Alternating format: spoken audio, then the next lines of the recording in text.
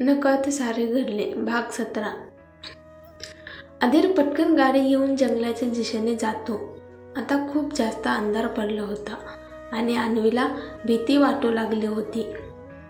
इथे जर ते गुंड आले तर आपल्याला कोण वाचवणार या विचाराने अन्वीला खूप वाईट वाटत होते. अन्वी हातात काठी घेऊन भीतीने थरथरत पुढे जात होती. तेवढ्यात अन्वीला तिच्या मागून पार हलण्याचा आवाज ऐकू येतो. अन्वी खूप घाबरते. अन्वी हातात धरलेली काठी हाताळते आणि तिचा आवाज बंद करून मागे वळते. अन्वी काठी मारायला लागते, पण नंतर तिला कळते की कोणीतरी काठी धरली आहे. अन्वी घाबरून डोळे उघडते आणि समोर गुंडाला पाहून पळायला लागते.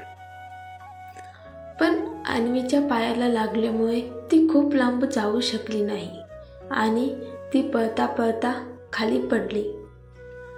ते सगळे गुंड तिथे आले आणि तिला बघून ते हसायला लागले व त्यातील एक जण म्हणाला, "किती पळून पळून तू पळणार आहे? सापडली ना आमच्या तावडीत. आता तुला कोणीच वाचू शकणार नाही आमच्या तावडीतून." असे म्हणत त्यातील एक गुंड खाली वाकून तिला स्पर्श करू लागला. अन्वीने हात पुढे केला आणि म्हणाली, "मला कोणी हात लावला तर माझा नवरा तुमचा हात तोडून हातात देईल. सोडा मला." दुसऱ्याने तिच्या गालाला हात लावला आणि असे म्हणत त्याने तिची ओढणी ओढली. अन्वी जोरात ओरडली, पण तिच्या पायाचे दुखणे इतके तीव्र होते की ती उठून त्यांच्याशी लढू शकत नव्हती. एकाने दारूची बाटली रिकामी करून जमिनीवर फेकली आणि तोडली आणि म्हणाला, "बघ तुझे काय हाल करतो आता आम्ही. बघू तुझा नवरा काय करतोय आम्हाला." असे म्हणत त्याने त्याची पॅन्ट उघडायला सुरुवात केली. अन्वी घाबरून मागे जाऊ लागली. तेव्हा एकाने तिचा पाय धरला तर दुसऱ्याने हात धरला. बक्कल उघडणारा माणूस तिच्याकडे आला तेव्हा अन्वी रडत त्याला विनवणी करू लागली. अन्वी म्हणाली, "प्लीज मला सोडा. मी तुम्हाला वाटेल तेवढे पैसे देते, पण मला इथून जाऊ द्या." अन्वी जोरजोरात ओरडू लागते, "मला वाचवा, माझी मदत करा, मी विवाहित आहे, मला सोडा." त्या माणसाने तिच्या गालाला हात लावला आणि तिच्यासोबत जबरदस्ती करणार. तेवढ्यात एक तेजस्वी प्रकाश त्यांच्या डोळ्यावर पडला. त्यांनी हात वर करून त्यांच्या डोळ्यावर हात ठेवला आणि विचारले, "कोण आहे?" पण कोणी काही बोलले नाही. पुढच्या क्षणी त्या सर्वांच्या डोळ्यात प्रकाश टोचू लागला. ते सगळे थांबलेले पाहून अन्वी पटकन उठली आणि मागे वळून पाहिलं, जिथे गाडीची हेडलाईट्स जळत होती आणि समोर एक माणूस पॅन्टच्या खिशात हात घालून उभा होता. त्या व्यक्तीचा चेहरा दिसत नव्हता.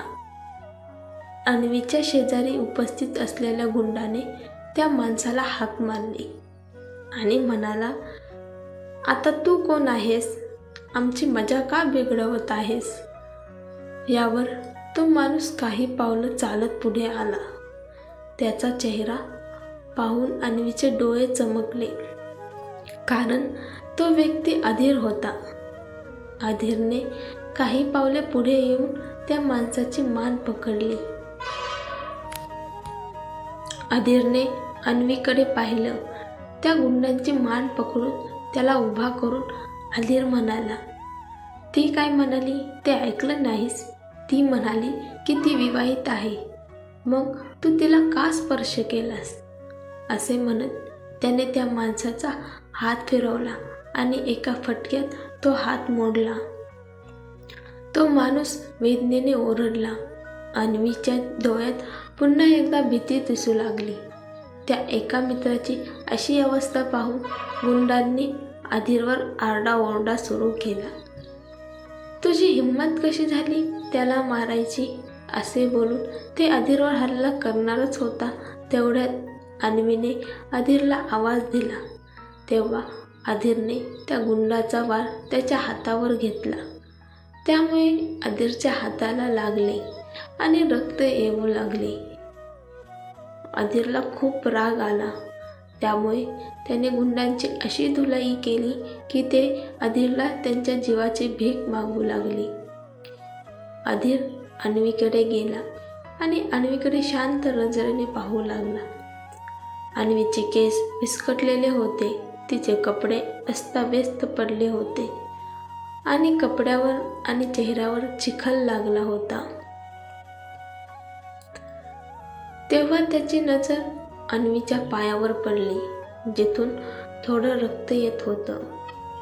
अन्वीने लाजेने खाली पाहिले आणि ती जमिनीवर पडलेल्या तिच्या दुपट्ट्याने स्वतःला झाकण्याचा प्रयत्न करू लागली.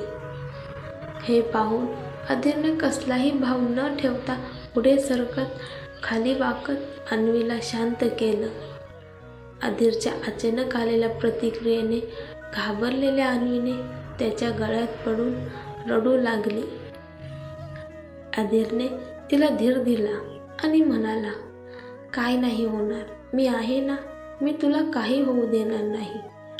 थोडा वेळ झाला तरी अन्वी अधीरच्या मिठीत होती. अन्वीने उठण्याचा प्रयत्न केला. तेवढ्यात अधीरचा कर्कश आवाज कानावर पडला. गप्प बस, असे म्हणत त्याने तिला आणखी घट्ट मिठी मारली. अन्वीने हालचाल करण्याचा प्रयत्न केला नाही. आता अधीर जवळ आल्याने अन्वीला खूप आराम वाटत होता. तिने डोळे मिटले आणि तिचे डोके त्याच्या छातीवर ठेवले. अधीरच्या सोबत अन्वीला सुरक्षित वाटत होते. अधीरच्या चेहऱ्यावर अजूनही संतापाचे भाव होते. आज अन्वीसोबत काही होऊ शकलं असतं तर मी स्वतःला माफ केलं नसतं. काहीही असलं तरी ती माझी पत्नी आहे. पण आता त्या गुंडांना अधीर राजपूतच्या माणसांना त्रास दिल्याचा परिणाम भोगावा लागणार होता.